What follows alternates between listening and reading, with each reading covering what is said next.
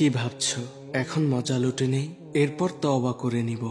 বোকা ভাই আমার, বোকা বোন আমার, কবরে শুয়ে আছে এমন কত তোমার বয়সী তরুণ প্রাণ এমনটা ভেবেছিল, অবশেষে তওবা করার সুযোগটাও পায়নি।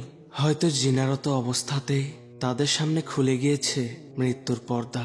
এভাবে প্ল্যান করে পাপ করা, তারপর তওবা করতে চাওয়া, এসব কি আল্লাহ ও তার রাসূলের সাথে রসিকতা নয়? প্রিয় ভাই ও বোন, মিথ্যে মরিচিকার পেছনে ছুটে আর কত রবকে অবহেলা করবে?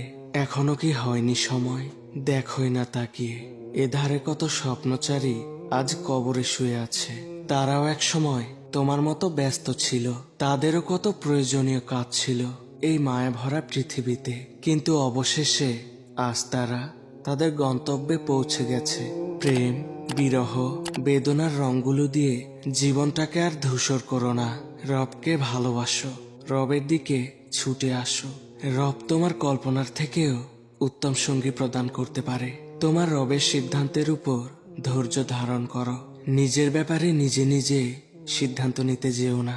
নিশ্চয়ই তোমার রবই একমাত্র উত্তম পরিকল্পনাকারী।